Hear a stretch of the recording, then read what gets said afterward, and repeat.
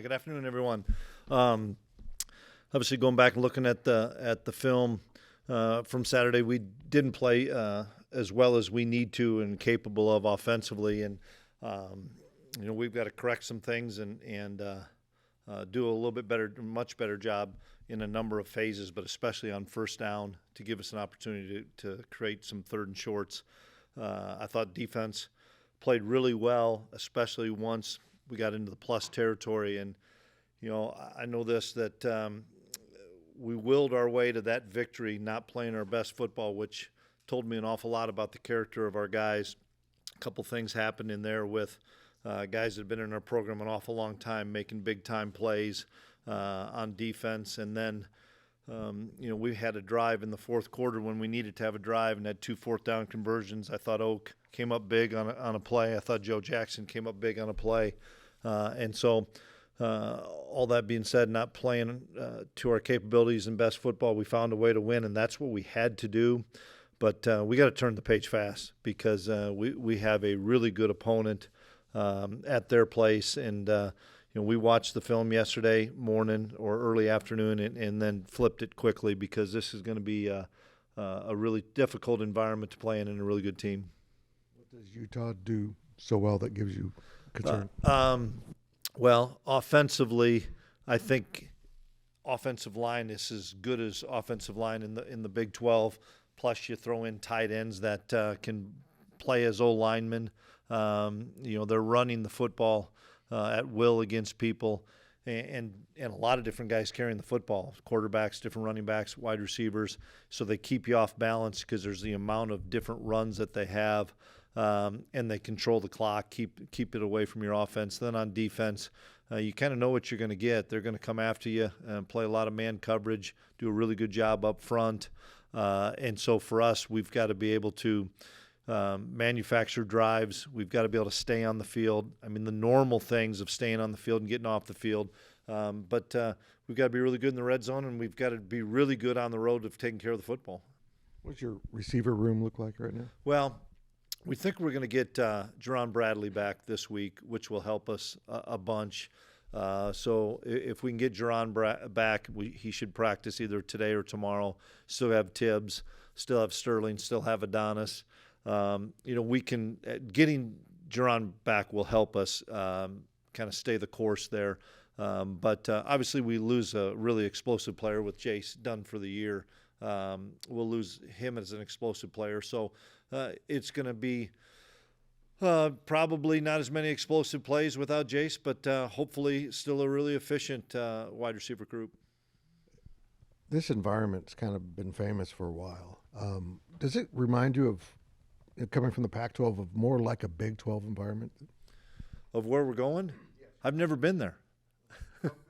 You've heard about it, right? Yeah. I've talked to a few coaches and that have said it's one of the best, if not the best environment in the Big 12. So what a great challenge for our guys to have to go out and play in that and get the opportunity to go out and play. They're a top 12, 13. They're right on that cusp of the CFP. So it's going to be a big challenge. But I look forward to it. I think maybe this is a challenge that comes at the right time.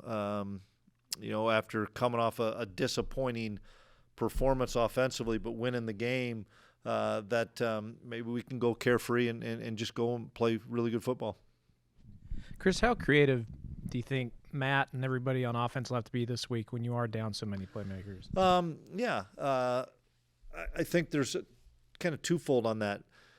Yes, some creativity, but also some, hey, we got to go back to the basics and be able to play some downhill run game and realize that maybe, getting us 3 yards, getting us 4 yards, and getting into 3rd and 2 and 3rd and 3, where then Avery becomes a bigger factor running the football and throwing the football.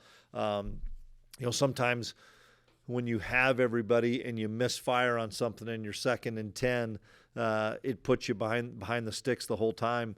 We've got to do some really good things to be into 2nd and 5. And so I know that we're going through some stuff and we're talking up there. I've been a part of a few of the conversations about how we can be creative. But in the same respect, you're going to have to be able to block these guys, and it's going to be a challenge. So we've got to play our best at tight end and O-line and even some of the wide receivers on the perimeter with their blocking too. Do you think Lincoln is at a spot where he can contribute more in the passing game? Yeah, without a doubt. I thought he came up with a big play and a big catch on Saturday, but as we continue to spoon feed him, and I know it's game 11 and it's like, how much are you spoon feeding? Well, he missed all of fall camp, and I still go back to that. You missed that much time. He played 8-man football. You're still learning the 11-man game, and with our offense, we've got to be simple yet creative, because you want to make sure that we don't overload him as well. But no, he's been a factor. He's got to continue to be a factor for us. Yeah, I think Lincoln's going to be in here today. And Coach, I'm just curious. He did come in there injured, and he is where he is right now.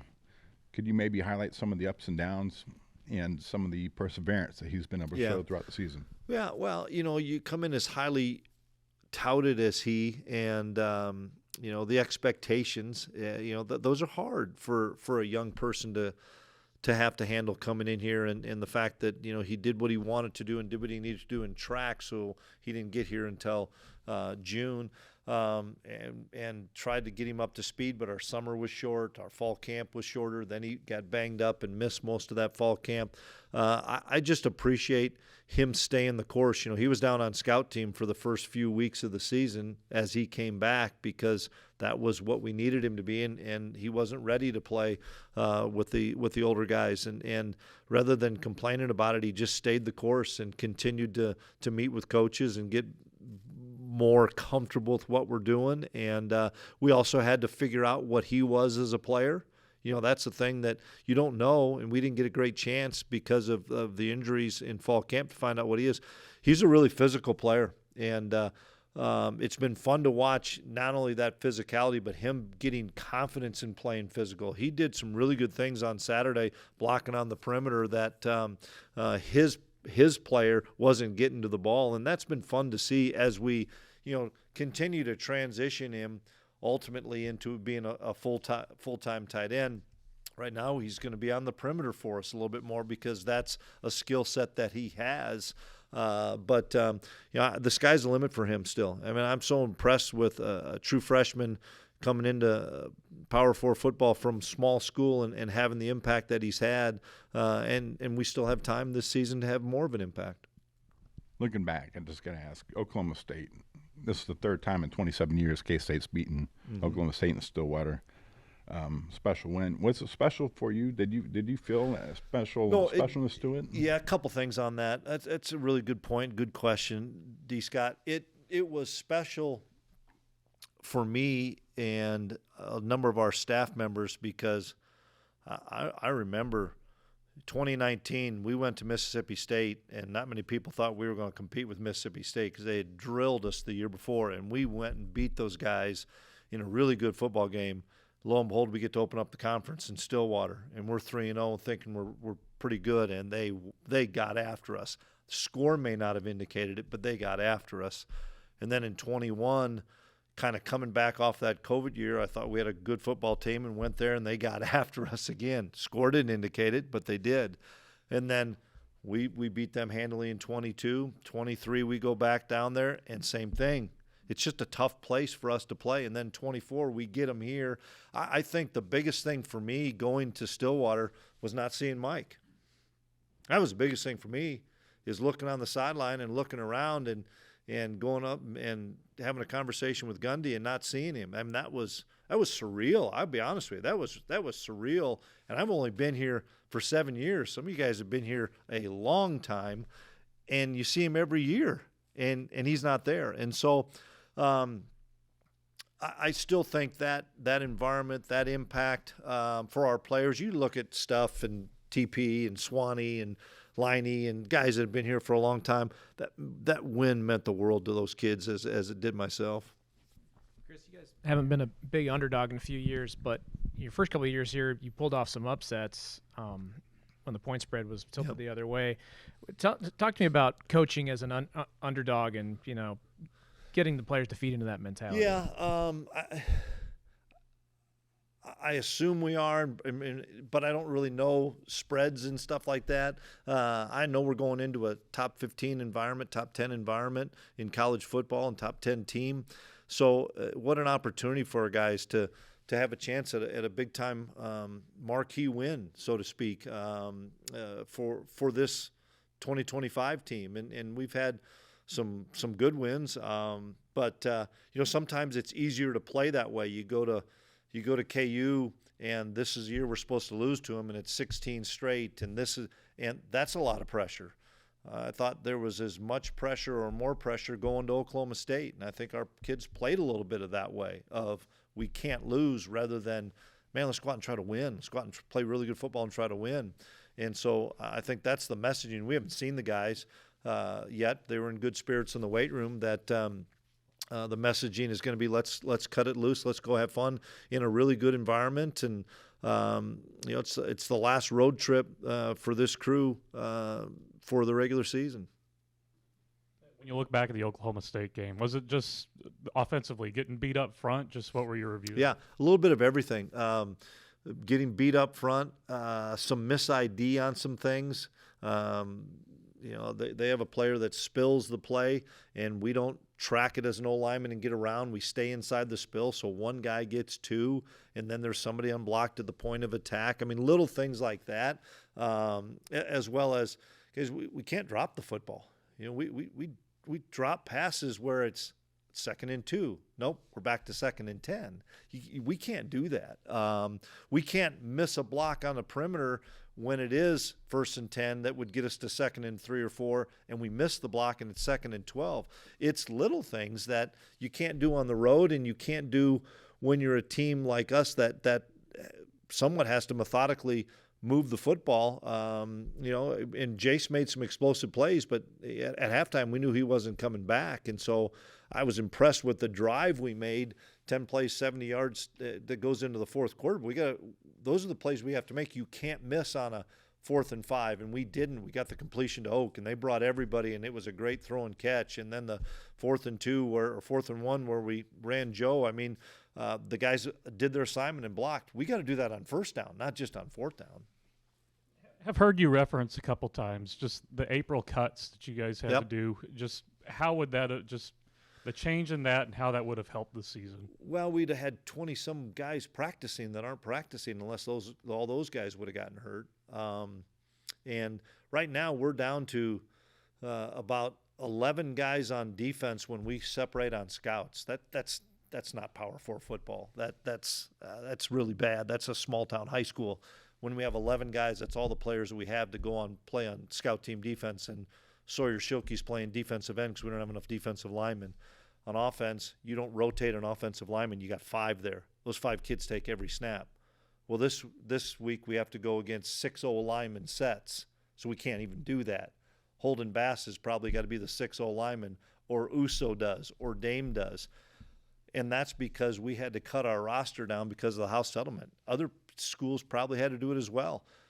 But then when we had that, as well as the amount of injuries we had, it just makes it more challenging to practice because you can't be out there forever because you just don't have enough numbers to do it. And, right now, Jet Deneen and Mikey Bergeron split time at tailback on scout team. They're safeties. And they're special teams guys that need to work on block destruction and tackling. We can't even send those guys down there to be scout team defensive players because they got to play running back. Those are things that frustrate me in this profession because that's not what the house settlement in my mind was about. I understand the money factor of it, but we took away opportunities from kids that wanted to get an ag degree and run out of the tunnel. And that was a bad, bad deal, and we're not going to end up resetting that thing, but it's something that we as coaches have to fight for so that we can get 15 more guys on everybody's roster because it's a challenge right now when you're dealing with 105 6er specialists, and then you lose a bunch of guys to injury or guys leave the program, man, you're down to into the 60s practicing every day, and that's hard to do in a Power 4 program. Last year when Utah struggled, it was mainly quarterback play. Mm-hmm. Now they have 2 guys that are quite unique in their skills. Can you describe what they both bring to the table? You know, I've seen both kids throw live in high school. Tui and I went down to Dampier live down in Arizona, and really terrific football player. And ended up going to New Mexico, having a really good career. And then he and the coordinator went to Utah. He's got the experience factor for sure. And I think he has made them instantly a lot better because of experience and knowing that offense and being able to run the football. He runs the football. He throws it really well.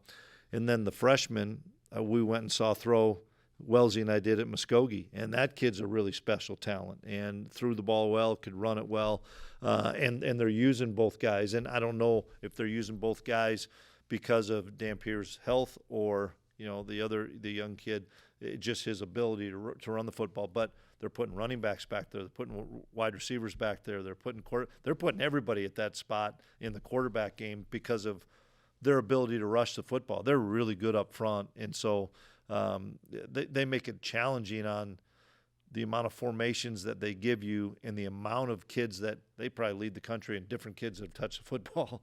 They got a bunch of them, and they're all pretty talented. It's interesting, and that leads me to the next question, and that is, have you seen another team at any level play so many kids, maybe a couple of 2 or 3 snaps on offense, but they're starters on defense? Yeah, exactly right. You do see that in crossover film of, boy, that kid's really talented. Oh, he's the one that defended that pass too, and then he made a big catch on it. Yeah, they do really well, and they put their kids in the best position. And I think even though they seem complex in what they do, I think they're pretty simple in what they do, so that guys have the ability maybe to help on both sides. And obviously, Kyle's one of the icons in our game and one of the best coaches in the country. And I know that they struggled last season. They weren't going to struggle 2 years in a row, not with that coach and that tradition of what Utah football is. And so they're rolling right now. I know they're rock solid everywhere, but can you comment about their secondary? It just seems to be Yeah. You don't see much weakness there. No, you don't. And they're in attack mode. I think that's the thing, that they're not going to play passive soft coverage and say, we'll let you catch a 5-yard hitch and we'll swarm and tackle him. You're going to work your tail off to catch that hitch and that slant and that under, because they're going to grab you and do a good job of being physical and do it legally. I mean, they're not PIing, they're physical on guys and doing a heck of a job. And so that's a challenge for us, is we've got to be as physical with our pass catchers of getting off of press. I was wondering, with your running back rotation, about just what goes into deciding who goes in where, with who ran the ball last week compared to maybe not having Devon Rice. Practice, practice and who practices the best for BA. We've got a lot of different skill sets back there. We've had some injuries there, not long-term injuries, but miss a week, miss 2 weeks. J.B. Price had missed a few weeks. We're hoping he's back healthy, and he was able to return kickoffs. Joe's been in and out of it. It's just kind of all hands on deck there, and it's going to continue to be that way throughout the season. A thought on Austin Romaine about his future. I know you had to get something done for him. Yep. But are you waiting until the end of the year to have a? No, I'm confident that he'll be back at K-State. We've had some conversations, but you try to save a lot of those for the end of the season. Whether it's him to Jace Brown to DJ Giddens last year to Jacob Parrish last year. Let them enjoy their college experience. And I know when they get hurt like that, you want to speed that answer up sometimes. But we got enough things to worry about right now trying to get ready for Utah. You mentioned both quarterbacks dynamic with their legs. How important is it? More important to have rush lane integrity when you're playing a couple of guys who can really move? Yeah, and you got to be able to get off blocks, and you make all 11 players be a factor in it. That's the thing. You can't play a bunch of big soft zone stuff and you can't play a ton of just pure man, because if they run everybody off, you got one catch guy, and that's it to make that tackle. And I was with defense a little bit, but Coach Klieman's coming up with some good plans, and I think everybody's confident to know that Joe's going to come up with really good plans. And now we just got to get it to our kids to be able to execute it over the next 4 days. And now you're back into the 1 week preparations. We have a bye, and then we don't have a bye. I mean, it's just now we're back into 1 week preparations. And so, this week I think creeps up on you fast. Like, oh shoot, last week we'd had a lot of this stuff in. Now it's who's going to practice today? Who's going to, we've got some guys walking around in boots that I know are going to play, but they're probably not practicing the next couple of days. And so how do we get those? We do a lot of walkthroughs right now, guys. You have to, and Nate's helped us with that. Nate Katzer with the NFL stuff of how many bodies that they typically get down to. You got to be really precise with your walkthroughs, and you got to do a really good job of replicating it almost like it should look full speed with our knee bend and stuff, so that we can see our fits.